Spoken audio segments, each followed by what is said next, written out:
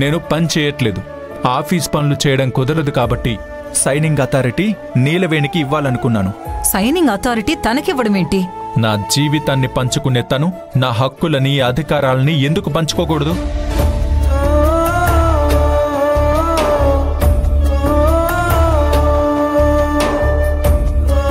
ధర్మం చేయండమ్మా.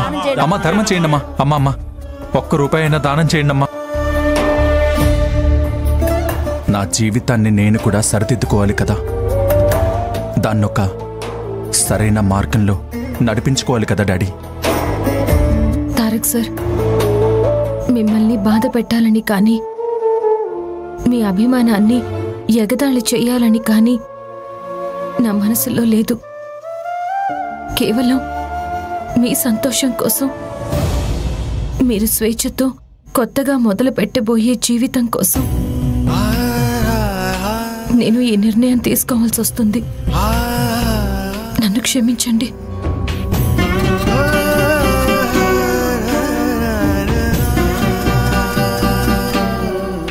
హృదయమే చీకటై కమ్మిన వేళలో వేకువై నడిపినావు వెలుగులా, ఉడమిలా నీవేనా యాతనే మోసవో, ఉదయ సంధ్యల నడుమా నీవే మౌన త్యాగానివో.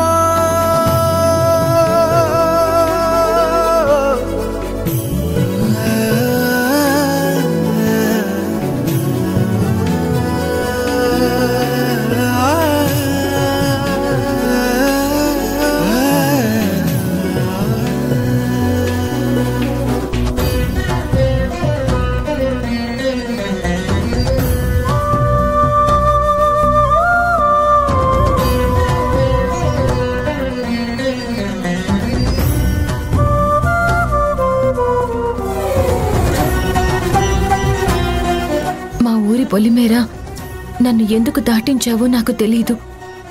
ఈ ఇంటి గడపలో నేను కాలు పెట్టేలా ఎందుకు చేశావో నాకు తెలీదు.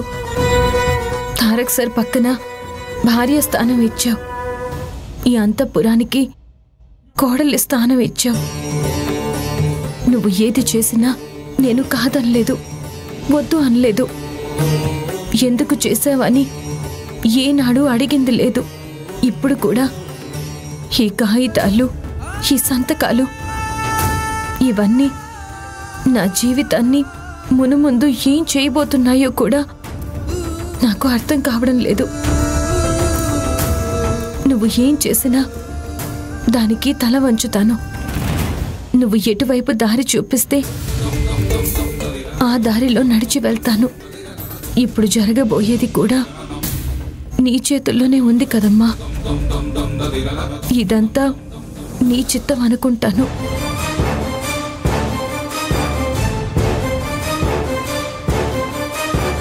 ఏంటమ్మా ఇది?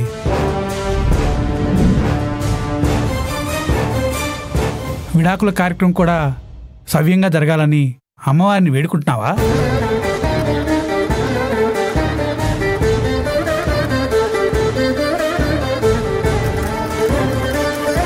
శుభకార్యం బాగా జరగాలని అమ్మవారికి దండం పెట్టుకుంటారు. నువ్వు అశుభకార్యం కూడా గొప్పగా జరగాలని వేడుకుంటున్నావా? శుభమో అశుభమో ఏది జరిగినా ఆ అమ్మవారి ఆజ్ఞతోనే జరుగుతుంది కదన్నా. నా జీవితం మొదలుపెట్టిందే ఆవిడ, మలిచింది ఆవిడ, ముగింపు కూడా ఆవిడ చేతుల్లోనే. ఈ మధ్యలో జరిగే ఈ విడాకులు కూడా ఆవిడే నిర్ణయించుంటుంది కదా. అందుకే ఏం జరిగినా నీదే భారవని ఆ అమ్మవారిని వేడుకుంటున్నాను. నువ్వు వేడుకోవాల్సింది అమ్మవారిని కాదమ్మా, నీ అంతరంగాన్ని. ఇప్పుడు నిన్ను ఓ గట్టుకు చేర్చాల్సింది అమ్మవారి కాదమ్మా, నీ అంతరాత్మ. ఒకసారి నీ జీవితం గురించి నువ్వు ఆలోచించు. నీ భవిష్యత్తు గురించి నువ్వు ఆలోచించు. నీ అంతరాత్మే నీకు చెప్తుంది. నువ్వు చిన్నయ్య గారి భార్యగా, ఈ ఇంటి కోడలుగా శాశ్వతంగా ఉండిపోవాలని. ఇంతవరకు వచ్చాక అది సాధ్యమయ్యే పని కాదన్నా. అసాధ్యమని అనుకుంటున్నావు కాబట్టే అడుగు వేయడానికి ఆలోచిస్తున్నావు. సాధ్యమని ఒక్కసారి అనుకోమా, ఖచ్చితంగా అది సాధ్యమవుతుంది. అందరూ ఇప్పుడు కోరుకునేది నేను విడాకులు ఇవ్వాలని. వాళ్లకు వ్యతిరేకంగా నేను ఏదీ చేయలేను. నువ్వు విడాకులు ఇవ్వనంత మాత్రాన అది అందరికీ వ్యతిరేకంగా చేసినట్టు కాదు, నిన్ను కోరుకునే వాళ్ళకి అనుకూలంగా చేసినట్టు.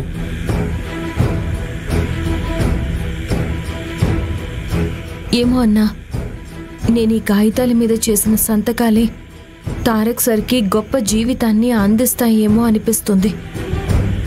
ఆయన కోరుకునే బ్రతుకు ఆయనకి చేరువవుతుందని అనిపిస్తుంది. అయ్యో, నీకు ఇంకా ఎలా చెప్పాలమ్మా? నువ్వు చిన్నయ్య గారితో కలిసి ఉండటమే నీకు ఆయనకి గొప్ప జీవితం.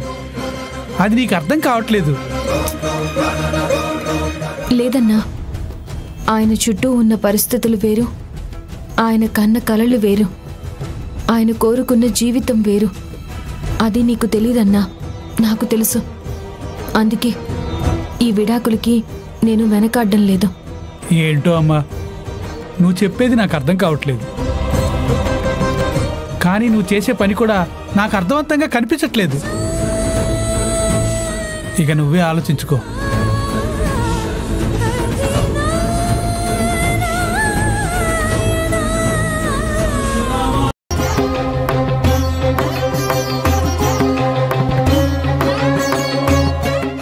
పదండి.